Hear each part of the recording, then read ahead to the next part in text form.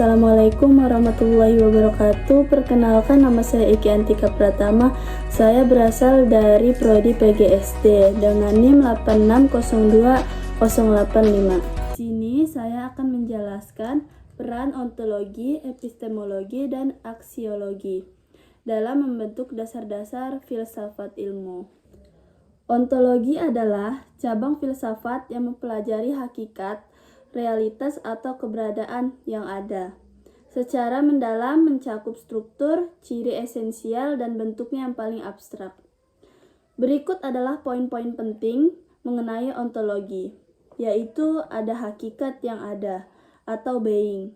Ontologi menelaah arti keberadaan, studi tentang hal-hal yang benar-benar nyata, dan struktur realitas itu sendiri.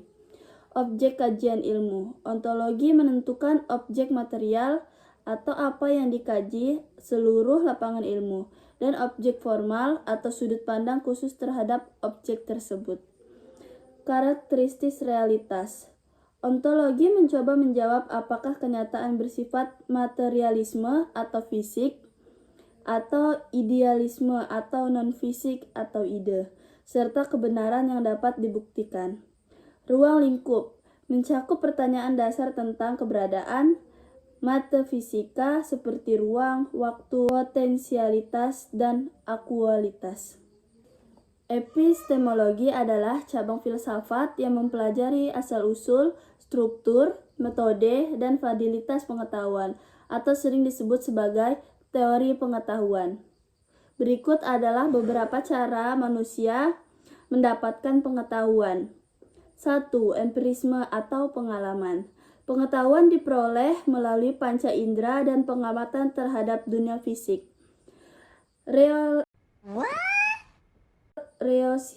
Rasionalisme atau akal. Pengetahuan bersumber dari pemikiran logis, rasio, dan akal pikiran. Intuisionisme.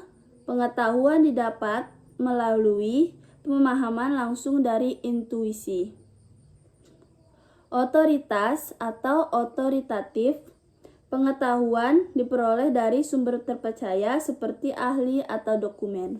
Aksiologi adalah cabang filsafat yang mempelajari hakikat nilai, etika, dan estetika, serta kegunaan ilmu bagi kehidupan manusia. Aksiologi menjawab pertanyaan tentang untuk apa ilmu digunakan. Berikut adalah poin-poin penting aksiologi. Berasal dari Yunani, aksios atau nilai, dan logos atau ilmu teori. Secara harfiah berarti teori tentang nilai. Etika atau moral, bagian dari aksiologi yang membahas tingkah laku manusia dari segi baik, buruk, serta tanggung jawab atas penggunaan ilmu terhadap diri sendiri. Masyarakat, alam, dan Tuhan. Estetika atau keindahan, cabang yang mempermasalahkan nilai keindahan yang juga mencakup keharmonian dan kebaikan. Tujuan dan fungsi. Aksiologi berfungsi sebagai pengontrol penggunaan ilmu, agar ilmu tidak hanya teoritis, tetapi memberikan kemudahan dan kemaslahatan nyata bagi manusia. Fokus utama meliputi 3 hal. Penentuan objek pengetahuan yang dikaitkan dengan moral atau etika.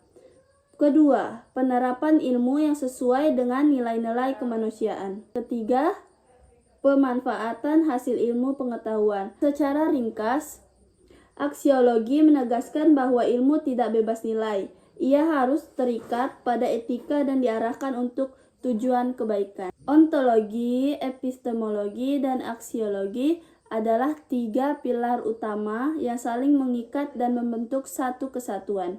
Sistematis sebagai fondasi filsafat ilmu, ketiganya tidak dapat dipisahkan karena masing-masing menjawab pertanyaan mendasar yang berbeda, namun saling bergantung dalam pengembangan ilmu pengetahuan. Berikut adalah keterkaitan ketiganya.